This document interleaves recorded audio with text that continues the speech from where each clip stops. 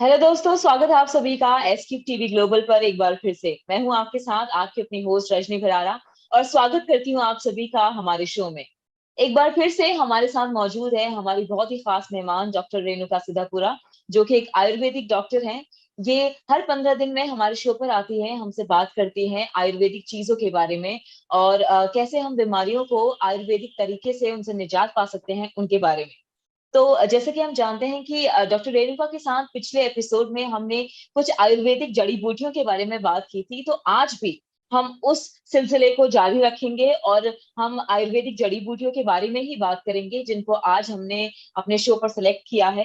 तो हम बताएंगे कि वो कौन कौन सी जड़ी बूटियां हैं, लेकिन उनको जानने के लिए आपको शो को लगातार देखना पड़ेगा। लेकिन इससे पहले कि हम शो की शुरुआत करें, आपको हमारे चैनल को सब्सक्राइब करना है। और साथ ही चलिए अब हम डॉक्टर रेणुका का स्वागत करते हैं हमारे शो पर एक बार फिर से। डॉक्टर रेणुका, एक बार फिर से बहुत बहुत स्वागत है आप सभी का, आपका एसक्यूब टीवी ग्लोबल पर। Thank you very much S cube TV team and Rajni, खास आपको स्पेशल थैंक यू कि आप हर बार हर 15 दिन में एक एपिसोड ऑर्गेनाइज कर रही हो, जो जनता को बहुत ही हेल्पफुल होती है। कि आयुर्वेद की जगह हम हमारा स्वास्थ्य डे फर्स्ट या फर्स्ट लाइन ऑफ ट्रीटमेंट से हम आयुर्वेद के द्वारा जगह किस तरह से हमारा स्वास्थ्य अच्छी तरह से रख सकते हैं। तो अगली बार भी हमने आयुर्वेदिक जड़ी बूटियां हम घर पे हमारे घर पे भी किस तरह से यूज कर सकते हैं।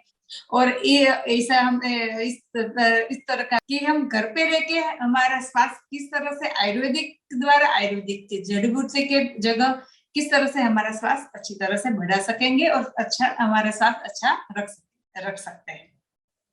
ओके। जी हाँ डॉक्टर, हमारी भी यही आशा है। हम इसी आशा के साथ हर 15 दिन में आपके साथ ही शो करते हैं कि जितना ज्यादा से ज्यादा हो सके हमारे दर्शकों को आयुर्वेद के बारे में पता चले। और क्योंकि आयुर्वेद जो है वो भारत की ही उपलब्धि है, तो हम स्पेशली भारतीयों को जितना पता चल सके आयुर्वेद के बारे में हम पूरी पूरी कोशिश करते हैं। और आपसे बेहतर कौन ही एक आयुर्वेद के बारे में हमें बता सकता है। तो डॉक्टर, जैसे कि आप जानते हैं, हमने शुरुआत में कहा था हमारे ऑडियंसेस से कि आज हम बात करने वाले हैं, जैसे पिछली बार बात की थी कुछ जड़ी बूटियों के बारे में, तो आज भी हम जड़ी बूटियों के बारे में ही बात करेंगे। तो जो सबसे पहली जड़ी बूटी जिसके बारे में आज हम बात करना चाहते हैं वो है जिंजर, यानी कि अदरक। तो अदरक और जिंजर क्या है, उसके क्या महत्व है, ये पहले आप प्लीज हमारे ऑडियंसेस को बताएं। एंड जिंजर दोनों बनती है सेम औषधियों से। अदरक में से ही जिंजर बनता है। जब हम अदरक को सूखा करते हैं ना, उसमें से ही जिंजर बनता है। उसके तो यानी कि doctor, I am so sorry, मुझे आपको काटना पड़ रहा है, लेकिन मैं यहाँ पर एक चीज पूछना चाहती हूँ। क्योंकि हमको लगता है कि अदरक अगर हम उसको इंग्लिश में ट्रांसलेट करें तो वो जिंजर बन जाता है, और जिंजर को अगर हम हिंदी में ट्रांसलेट करें तो वो अदरक बन जाता है। लेकिन आप बोल रहे हैं कि अगर हम अदरक को कुछ करें अलग तो उससे जिंजर, तो दोनों जिंजर अलग चीजें हैं। अलग चीज है। ओके। ये जिंजर अदरक में से ही बनता है, लेकिन ओके। डिफरेंट है।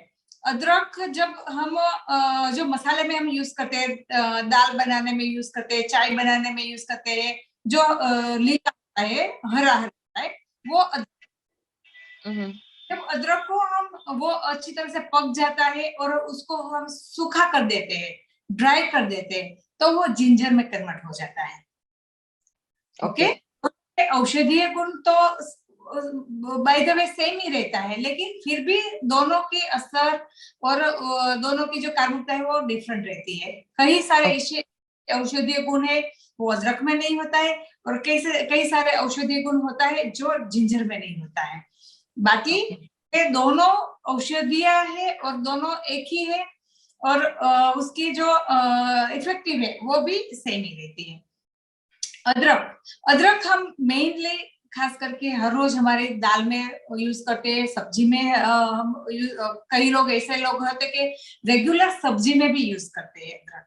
और चाय बनाने में चाय पत्ती के साथ अदरक भी हम यूज करते हैं चाय बनाने में।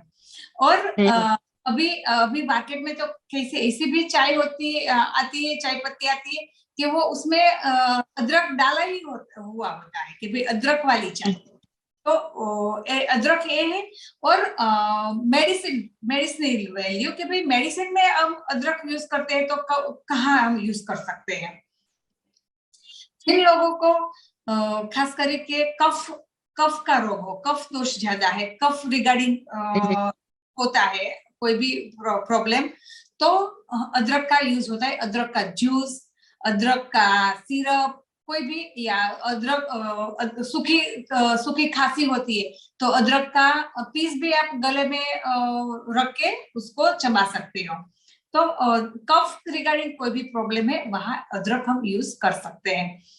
ओके। डाइजेशन संबंधी, पाचन संबंधी रिलेटेड, यानी कि डाइजेशन पावर कम होता है, आपको अच्छी तरह से डाइजेस्ट नहीं होता है, तो खाने से पहले अदरक की जो छोटे छोटे पीसेस होते हैं वो 8 से 10 पीसेस, उसमें थोड़ा सेंधा नमक और थोड़ा नींबू का जूस वो मिक्स करके अगर आप खाने से पहले वो चबा के अच्छी तरह से आप अपना खाना लेते हो तो जो खाना खाते हो उसका पाचन अच्छी तरह से होता है।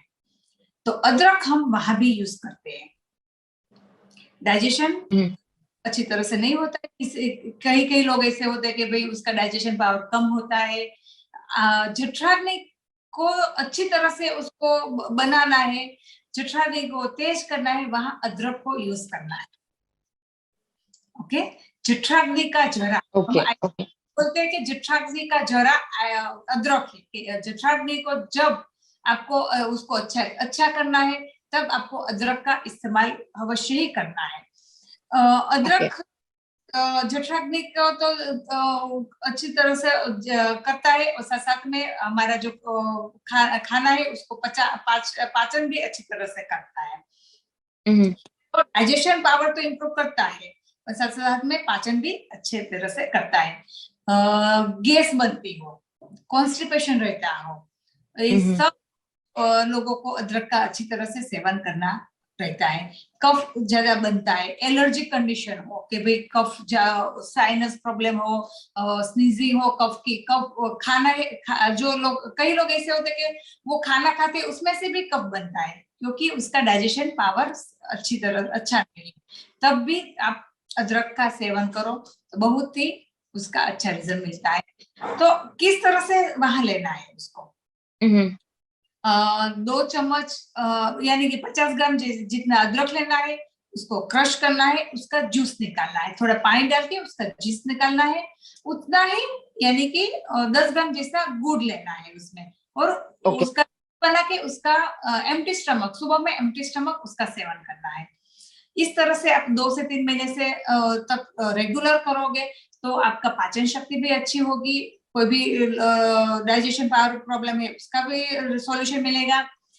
एलर्जी कंडीशन है, कफ का प्रॉब्लम है, खांसी का प्रॉब्लम है, कोई भी कफ का प्रॉब्लम है, साइनस का प्रॉब्लम हो, तो भी आप ये अदरक का सेवन करते हो रेगुलर 3 महीने तक, तो उसमें से आपको छुटकारा मिल जाता है। एक हुई अदरक की बात। ऐसे ही जिंजर है, जिंजर यानी कि ड्राई अदरक, तो जिंजर वो पाउडर फॉर्म में आता है। जिंजर का रोल, तो जिंजर ड्राई फॉर्म है, और जब अदरक को हम ड्राई करके उसका जो पाउडर फॉर्म बनाते हैं वो उसको हम जिंजर बोलते हैं। तो जिंजर का कहाँ यूज होता है? जिंजर हम शरबत के द्वारा भी हम उसका सेवन करते हैं। वायु का रोग हो, शरीर में कहीं भी दुखावा है, पेन है, वायु है, तो हम जिंजर का यूज पाउडर या उसमें उसका तेल बना के भी हम उसका यूज कर सकते हैं।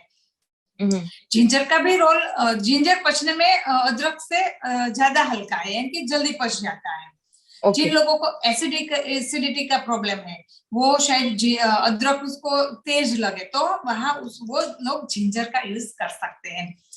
एसिडिटी वाले लोग, कई पेशेंट हमें पूछते हैं कि भाई अदरक और जिंजर गर्म नहीं पड़ता है, तब हम बोलते हैं कि गर्म होता है लेकिन वो जब पच जाती है अदरक और जिंजर, तब वो शीत बन जाती है, यानी कि ठंडी बन जाती है, तो वो कोई साइड इफेक्ट नहीं करता है। लेकिन कई लोग को ज्यादा एग्रेसिव एसिडिटी होती है, पाचन शक्ति ही उसको वीक है, तब वो अदरक का सेवन करना हो तो कोई अच्छे आयुर्वेद डॉक्टर के अंडर में ही सेवन करना पड़ता है। बाकी कफ प्रकृति वाले और वायु प्रकृति वाले को अदरक का और जिंजर का भरपूर मात्रा में सेवन करें, कोई दिक्कत नहीं होती है। चिकनगुनिया में अभी हम एक मेडिसिन जूस बनाने को बोलते हैं, तो उसमें अदरक का पानी ही उसको बोलते हैं कि भाई अदरक का पानी गर्म बना के आप, अदरक का पानी नहीं, जिंजर का पानी, थोड़ा पानी गर्म करो और उसमें जिंजर डालो और थोड़ा उबालो और वो पानी आप पूरे दिन पीओ। दुखा हुआ पेन है, वहां जिंजर का रोल होता है। बॉडी में जब जहाँ आम है, टॉक्सिन है, वो बॉडी का टॉक्सिन को पचाने के लिए अदरक और जिंजर का सेवन करना पड़ता है। और वो परम आम शामक है, आम का आर्थराइटिस का पेन हो, वहां भी हम जिंजर का जूस, जिंजर का काढ़ा बना पीने के लिए एडवाइस देते हैं। तो अदरक और जिंजर का रोल बॉडी में से डिटॉक्सिनेशन करने के लिए, बॉडी में से आम को दूर करने के लिए, पाचन शक्ति को बढ़ाने के लिए भरपूर मात्रा में यूज करना चाहिए। और एक बहुत अच्छा रोल है जो पेट की चर्बी को कम करने के लिए।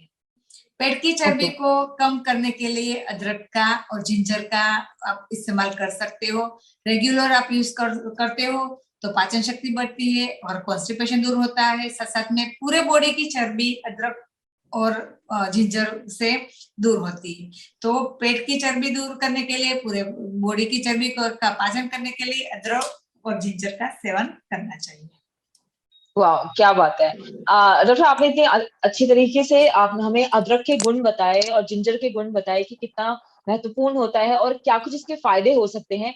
तो अगर मैं आपसे पूछूं कि किन किन समय पर, क्योंकि कई बार ऐसा होता है, क्योंकि जब किसी इंसान को कोई परेशानी होती है तो क्योंकि ये सारी जो चीजें हैं, अदरक और इस तरह की चीजें किचन में बहुत ही आसानी से अवेलेबल होते हैं, तो लोग क्या करते हैं कि क्योंकि उनको ज्यादा जानकारी नहीं है तो वो गलत चीजों में गलत जड़ी बूटियों का इस्तेमाल कर लेते हैं। तो अगर मैं आपसे पूछूं तो कौन कौन सी ऐसी प्रॉब्लम्स हैं या परेशानियां हैं जिनमें हमें अदरक का इस्तेमाल बिल्कुल भी नहीं करना चाहिए और अदरक से दूर रहना चाहिए, तो आप उसके बारे में क्या कहना चाहेंगे? लोगों को एक्सेसिव पित्त प्रकृति है, गर्मी है एक्सेसिव, और खट्टी उल्टियां होती है, एसिड बन जाता है और हर रोज वो एसिडिटी की कोई ना कोई एलोपैथी दवाई खाते हैं। उन लोगों को अदरक का जूस नहीं पीना चाहिए, अदरक का सेवन नहीं करना चाहिए, जिंजर का सेवन नहीं करना चाहिए। और जिन लोगों को पाइल्स, फिशर और हनी, हरस या पाइल्स और फिशर का जो जिन लोगों को प्रॉब्लम है, उन लोगों को भी अदरक और जिंजर का सेवन नहीं करना चाहिए। और जिन लोगों को, जिन लेडीज को ज्यादा ब्लीडिंग की तकलीफ होती है, महावरी में ब्लीडिंग की तकलीफ होती है, नोस्ट्रिल में से ब्लीडिंग की तकलीफ होती है, यानी कि प्रकृति गर्म होती है, जिन लोगों को पित्त प्रकृति है, उन लोगों को अदरक का, जिंजर का सेवन नहीं करना चाहिए। ओके, क्या बात है। तो डॉक्टर, इसके बाद आपने जिंजर और अदरक के बारे में सारा कुछ बता दिया और कहाँ पर करना चाहिए इस्तेमाल और किन लोगों को नहीं करना चाहिए इस्तेमाल, ये भी आपने बता दिया। तो अब हम बढ़ते हैं हमारे अगले जड़ी बूटी की ओर, जो है गार्लिक, यानी कि लहसुन। तो डॉक्टर, अगर मैं गार्लिक के बारे में आपसे पूछूं तो गार्लिक क्या है और उसके क्या कुछ फायदे हैं, अगर ये आप हमारे दर्शकों को बताएं तो। आयुर्वेद में तो गार्लिक को परम औषध बोला है, रसौषध बोला है, रसौषध। ये रसौषध यानी कि जो बॉडी में रसायन कर्म करता है ना, उसको रसौषध बोलते हैं। तो गार्लिक तो इतनी ऐसे औषध है कि वो रसायन कर्म करता है आपके बॉडी में। और उसका उत्पत्ति स्थान क्या है पता है? कि ब्रह्मा जी उसको लोगों को निरोगी रखने के लिए खुद ब्रह्मा जी ने उसके उत्पन्न किया है। तो इतने के भाई लोग बीमार नहीं पड़े, इसलिए ब्रह्मा ने उसको उत्पन्न किया है। तो उसको, इसलिए हम उसको परम औषध बोलते हैं, रसायन औषध बोलते हैं। और बॉडी के लिए, शरीर के लिए और हर लोगों को रसों का गार्लिक का सेवन करना ही चाहिए। गार्लिक को हम आयुर्वेद में रसोन बोलते हैं, उसका पर्यायवाची शब्द है रसोन। वो रसोन नाम कहाँ से पड़ा? कि वो रसायन कर्म करता है बॉडी में, इसलिए उसका नाम रसोन पड़ा है। और उसका उपयोग कहाँ करना चाहिए? हम कोई भी जो हम भोजन बनाते हैं, खाना बनाते हैं, तो गार्लिक के बिना नहीं बनता है, आपको पता ही ये। और बनाना, क्योंकि वो आपके बॉडी में जो भी आप खाना खाते हो उसका अच्छी तरह से पाचन करता है और अच्छी तरह से शोषण करता है हमारे बॉडी में, यानी कि एब्जॉर्ब करता है। आप लहसुन के साथ लहसुन के साथ जो आप खाना बनाते हो ना, तो उसका डाइजेशन अच्छी तरह से हो जाता है। और जो भी मल भाग यानी कि कीट भाग यानी कि टॉक्सिन, उसका निष्कासन भी अच्छी तरह से हो जाता है अगर आप लहसुन अच्छी तरह से खाते हो तो। और आप बॉडी में जो फैट बनने का शुरू हो जाता है छोटी छोटी वेल्स में, आर्टरीज में, जो हार्ट में जो ब्लॉकेज आ जाते हैं, उसको भी निकालता है ये रसोन यानी कि लहसुन। उसका इतना अच्छा सूक्ष्म सूक्ष्म उसका जो आप एक्टिव पार्ट्स देखो तो कि भाई लहसुन हमारे बॉडी में चर्बी को, फैट को भी डिपॉजिट नहीं होने देता है, और अगर डिपॉजिट होने लगी है तो उसको भी निकालती है।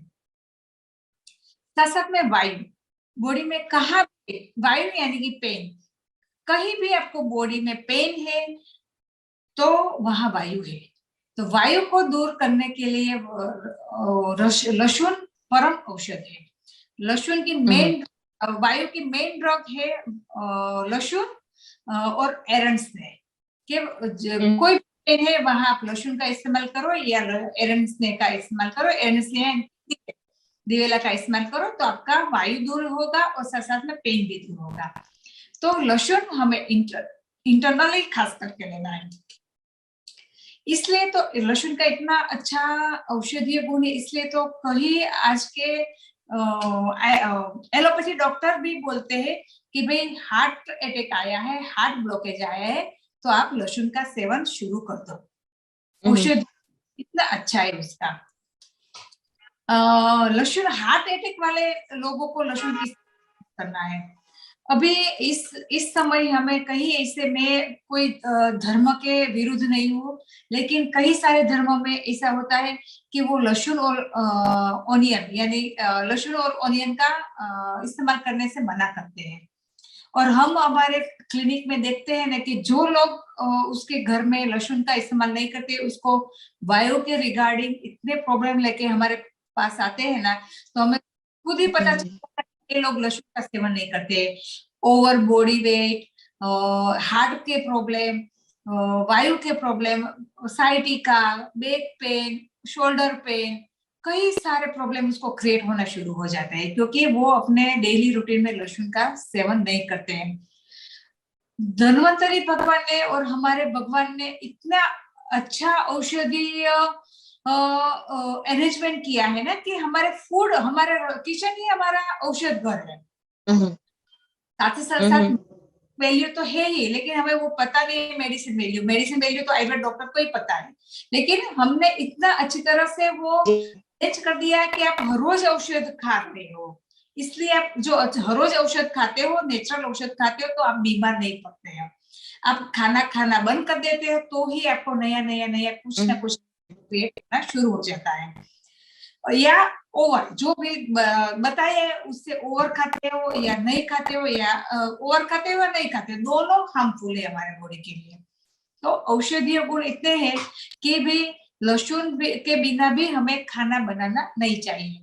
अगर आप हर रोज लहसुन का सेवन करते हो तो आपको एक्स्ट्रा लहसुन की टेबलेट भी नहीं लेनी है, या एक्स्ट्रा लहसुन का सेवन भी नहीं करना है एज अ मेडिसिन।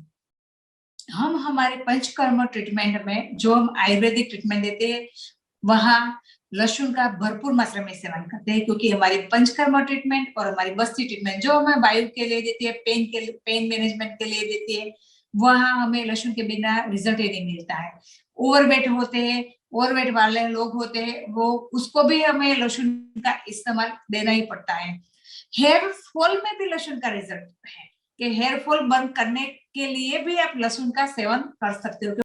4 से 5 पीस लहसुन के पीस के और 1 चम्मच अर्जुन पाउडर और 1 कप दूध और 1 कप पानी, उसको उबालना है। और पानी जब पानी जल जाए तब तक उसको उबालना है, और दूध बाकी रहे तब उसको छान के थोड़ा उफाला उसको पीना है। दूध और लहसुन विरुद्धार है, लेकिन ये प्रिपरेशन विरुद्धार नहीं है, ये मेडिसिनल प्रिपरेशन बन गई। तो आयुर्वेद उसका उल्लेख है वैश्य रत्नावली में, हमारे कई सारे शास्त्रों में। ये जो प्रिपरेशन है वो जो हार्ट का प्रॉब्लम है, हार्ट अटैक वाले है, आर्टरी ब्लॉकेज है, सभी लोगों को ये इसका सेवन करना चाहिए। तो हार्ट वाले व्यक्तियों को तो हर रोज, हार्ट प्रॉब्लम वाले जो व्यक्ति है उसको हर रोज लहसुन का सेवन करना चाहिए।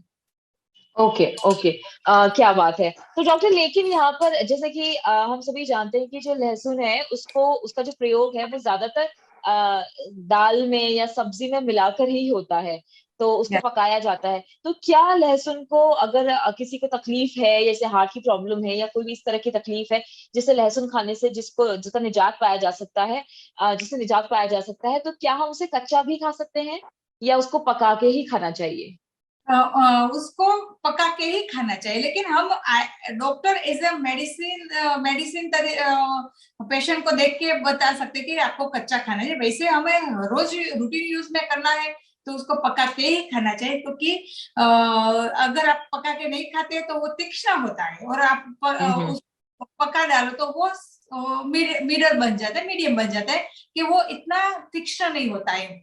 अदरवाइज वो एसिडिटी, गैस वगैरह करता है, तो पित्त बढ़ाता है, तो हमें उसको डायरेक्ट नहीं खाना चाहिए। Okay okay. डॉक्टर, अगली जो हमारी जड़ी बूटी है, अब उसके बारे में बात करते हैं।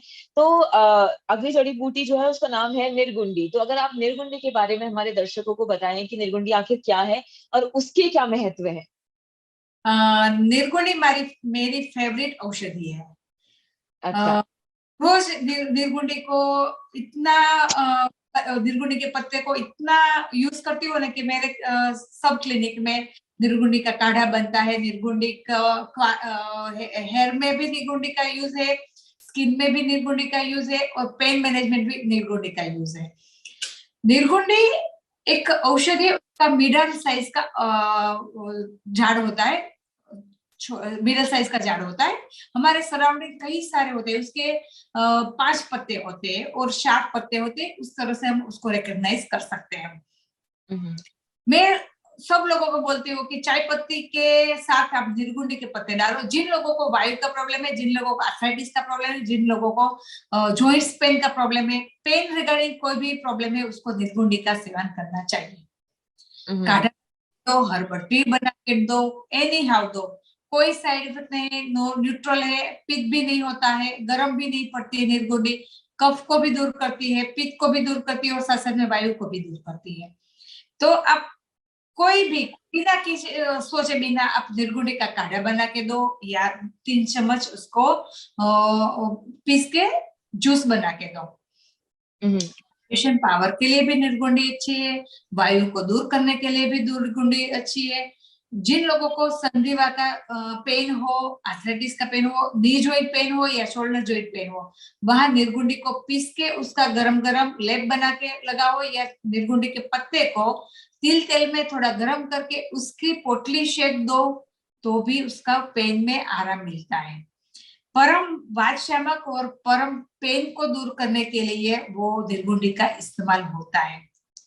हमारे बॉडी के इंटरनल कहीं भी सूजन है, इंटरनल स्वेलिंग है, वहां निर्गुंडी का इस्तेमाल आप कर सकते हो बिना किसी डर है।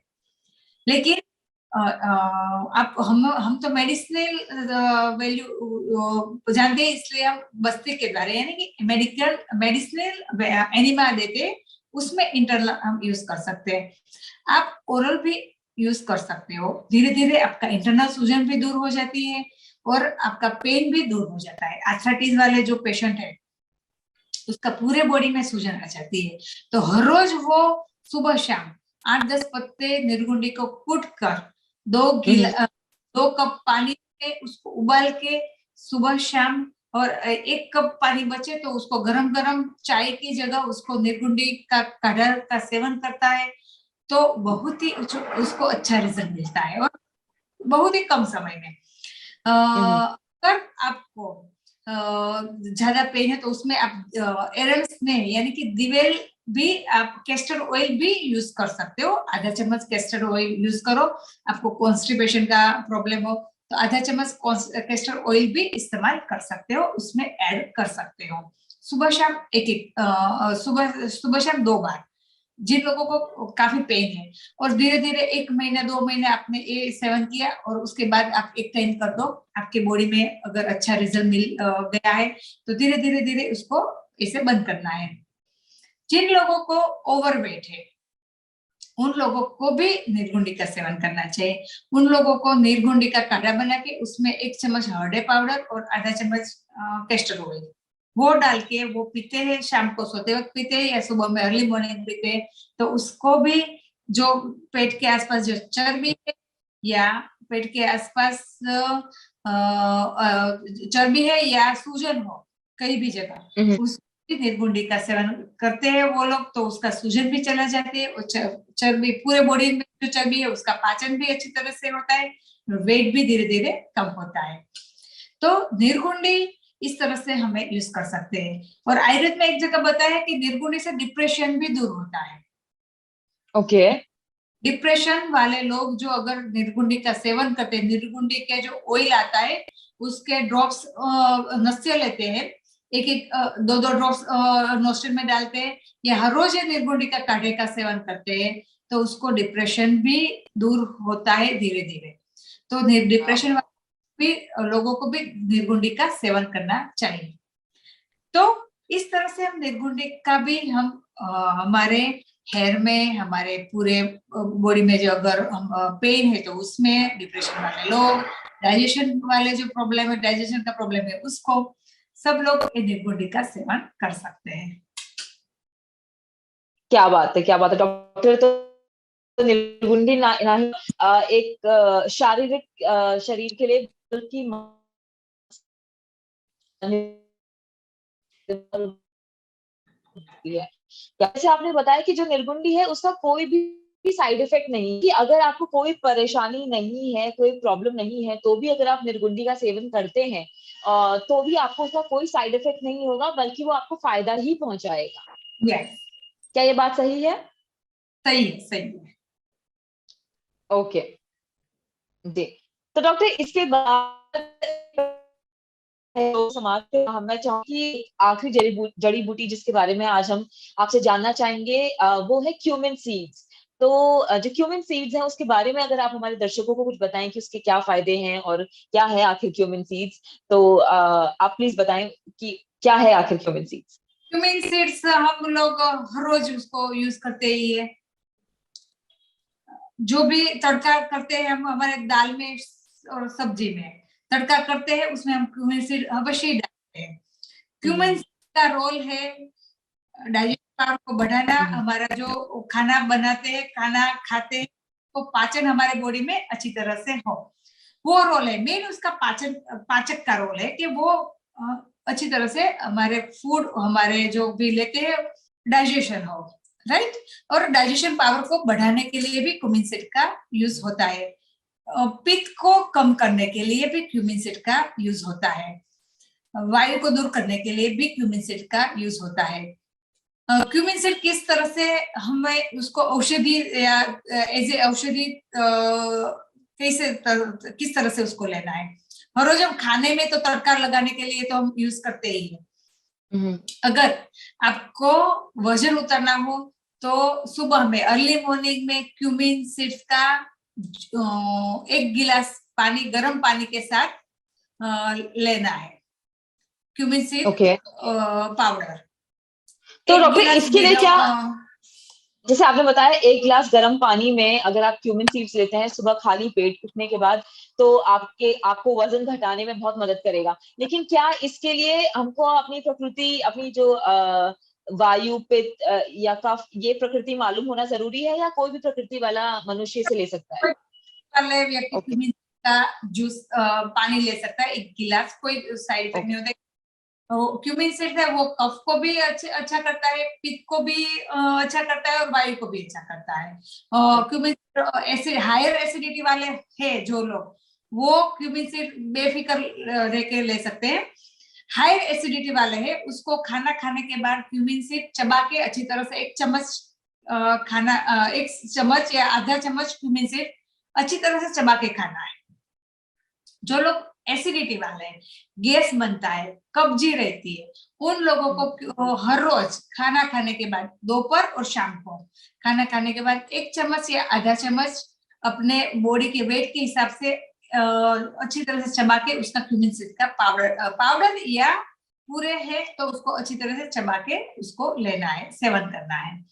इससे आपका कब्जी भी दूर होती है, एसिडिटी भी दूर होती है, पाचन भी अच्छी तरह से होता है और धीरे धीरे वेट भी कम होता है।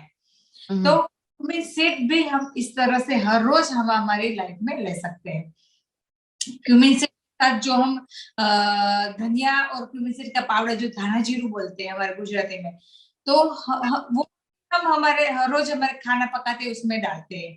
तो जो धाना जीरू है वो हमें जो हम बटर मिल्क पीते हैं, दोपहर के खाने में बटर मिल्क और शाम के खाने में मिल्क, जो लोग हर रोज इसका सेवन करते हैं वो लोग बहुत जल्दी बीमार नहीं पड़ते हैं। आयुर्वेद में हमें ऐसा स्लोगन है कि जो लोग दोपहर के खाने के बाद बटर मिल्क पीते हैं और शाम को जो खाना है उसके साथ मिल्क लेते हैं तो उसके वहां बीमारी जल्दी नहीं जाती।